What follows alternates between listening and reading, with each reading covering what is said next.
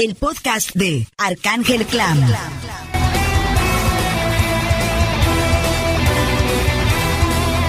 Unos minutos con el explicador.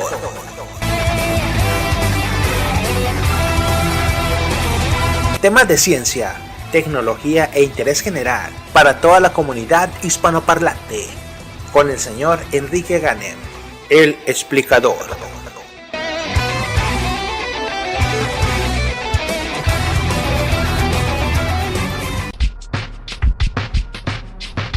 ¿Qué efectos tiene la marihuana en el comportamiento humano? La marihuana tiene una serie de efectos en la salud, todos ellos graves. No hay garantía de que vayan a ocurrir, pero sí existe un alto índice de riesgo en el consumo de marihuana para todo esto que le voy a mencionar. Comenzando por el cáncer de pulmón. Cualquier cosa fumada aumenta de una manera muy notable el riesgo de cáncer de pulmón. En el caso de la marihuana, en general, este riesgo es tan alto o más que con el tabaco. Lo mismo ocurre con el riesgo de desarrollar enfisema pulmonar y los otros problemas que están asociados con el fumar. Eso es lo primero. Segundo, en los últimos años se ha encontrado que la marihuana tiene un efecto bastante más serio sobre las neuronas de lo que se creía. Es un gran matador de neuronas. Los compuestos activos de la marihuana matan neuronas con una velocidad realmente espectacular.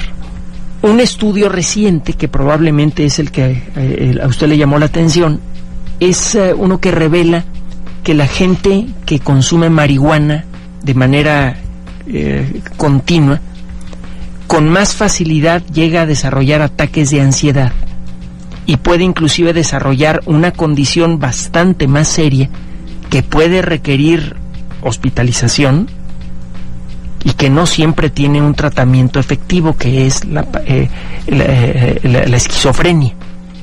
Usted puede llegar a desarrollar un comportamiento que lo aleja de la realidad. Usted puede empezar a tener problemas para distinguir cuándo está imaginando algo y cuándo lo que le está pasando es real. Como consecuencia de eso, puede usted cortar el contacto con el mundo, se quede usted como perdido, o se puede usted volver violento. Este tipo de comportamientos es mucho más frecuente, este tipo de problema es mucho más frecuente en gente que ha consumido marihuana de manera consistente a gente que nunca lo ha hecho. Es un problema que puede tener cualquier persona, pero que aparece con mucha más frecuencia en gente que sí ha consumido marihuana. Entonces, además de los problemas cardiovasculares, problemas pulmonares, etcétera, etcétera, que produce cualquier cosa fumada, la marihuana tiene efectos serios en el sistema nervioso. Ahora, una persona puede decir, bueno, ok, entiendo los efectos, pero yo tengo el derecho de decidir si quiero aceptar o no esas consecuencias. Yo tengo derecho a drogarme si no estoy afectando a otra persona. Y bueno, pues sí, ¿no? El cuerpo de cada quien es de cada quien. Cada persona puede decidir qué hacer con su cuerpo y con su vida. Eso es muy cierto. El problema es que con frecuencia el consumo de estas drogas no se queda no se queda en la casa de la persona que se está drogando. Para comenzar, el fumar algo produce humo que puede ser aspirado por otras personas. Eso pasa con el tabaco y pasa también con la marihuana. Y por otro lado, el comportamiento de una persona que ha consumido marihuana con frecuencia produce afectación en otras personas. Es decir, la gente que consume drogas generalmente acaba, como consecuencia de su dependencia, acaba desarrollando un comportamiento violento, de manera física, de manera social, roba, etcétera, etcétera. Digo, no todo mundo que fuma marihuana cae en esto. Mucha gente no tiene este tipo de problemas, pero sí aumenta mucho la probabilidad de que este tipo de problemas ocurran. Entonces, es muy difícil que una persona pueda autodestruirse consumiendo drogas sin afectar seriamente o destruir a otras personas a su alrededor. Con el tabaco, bueno, generalmente el primer afectado es la persona que fuma. Si vive con otras personas, si es una madre o padre de familia y fuma, pues el humo va a afectar a su familia. Eso ya es moralmente inaceptable, pues, pero en principio una persona que fuma puede fumar sin afectar a otras si lo hace respetando ciertos aspectos, fumando al aire libre, etcétera, etcétera. Y pues sí, se quiere afectar su salud, pues, está en su derecho de hacerlo. El cuerpo de una persona le pertenece a la persona, no al Estado. El Estado no puede decirle a una persona, oye, no te suicides fumando.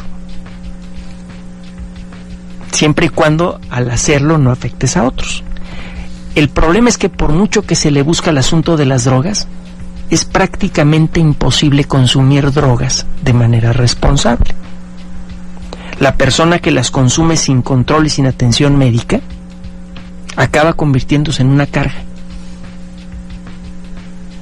Es muy difícil una vez que ya se ha hecho una persona adicta a algunas de las drogas más duras, comenzando por la cocaína, es muy difícil que esa persona no afecte seriamente la vida de otros, incluso al punto de matarlos, como consecuencia de ese hábito. Y es por eso, bueno, no ese hábito, ese vicio, y es por eso que en muchos países se ha prohibido el consumo de drogas, y es por eso que es tan delicado, tan difícil decidir la cuestión de la legalización de las drogas.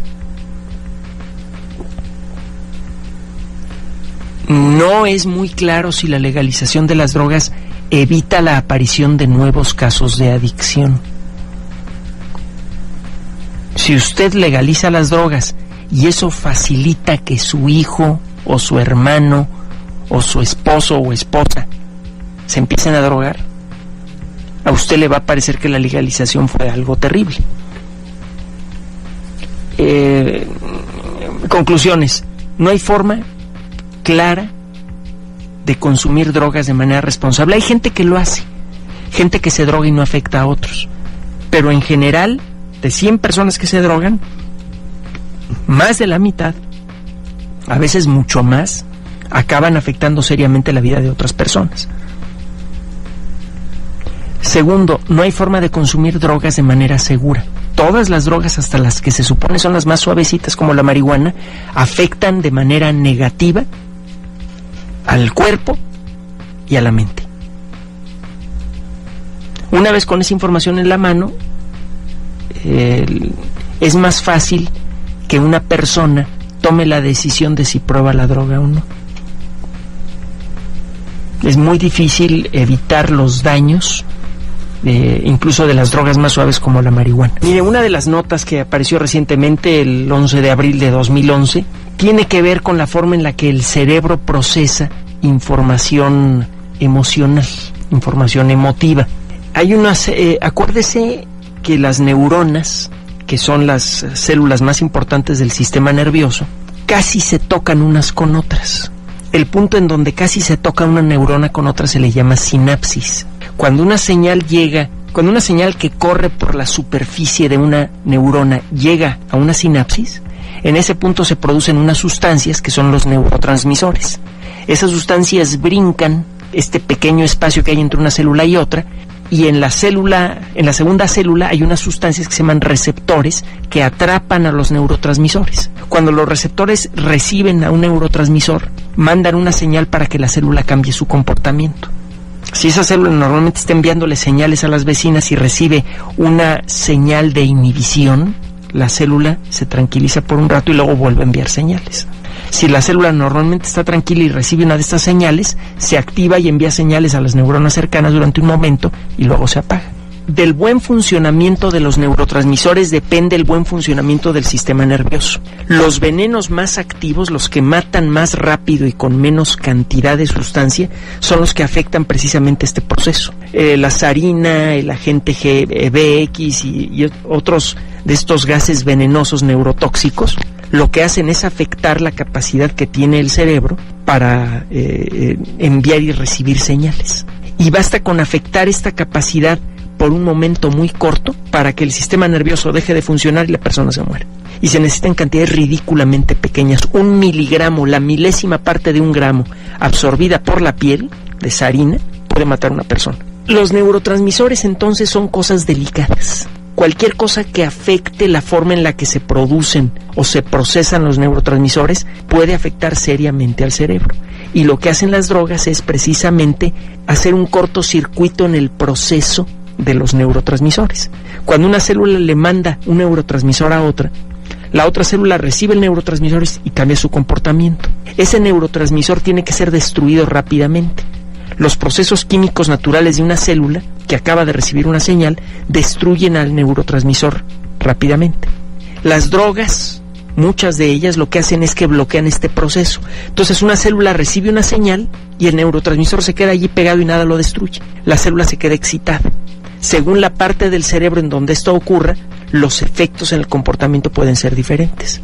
Puede llegar un momento en el que el mecanismo molecular de las células se descompone. Y aunque usted deje de consumir la droga, las células ya no funcionan igual. Y usted es su cerebro. Lo que usted siente, lo que usted piensa, lo que usted recuerda, lo que usted es como persona está grabado en el cerebro. Usted afecta al cerebro y cambia su personalidad. Se destruye usted y se convierte en otra persona. En el Journal of Neuroscience, una revista de estas arbitradas de las que hemos hablado antes, que se dedican a publicar artículos científicos de alto nivel, salió el pasado 11 de abril un artículo escrito por Steven Laviolette, que es de la Universidad de Ontario del Oeste, en Canadá. Él identifica un proceso químico específico relacionado precisamente con todo este jaleo de los neurotransmisores que le acabo de contar, que es alterado por el consumo de marihuana. El consumo de marihuana afecta especialmente a la química de las células que se encargan de procesar información emocional. De alguna manera, el consumir marihuana de manera constante puede afectar su capacidad para sentir emociones, que es uno de los aspectos más centrales de nuestra personalidad. Está usted quemando un aspecto fundamental de su personalidad. Eso explica por qué el número de personas con esquizofrenia es especialmente alto entre la gente que consume marihuana o que presenta algún síntoma relacionado con la esquizofrenia. A lo mejor no desarrollan por completo la enfermedad, pero sí pueden presentar algunos aspectos de la esquizofrenia.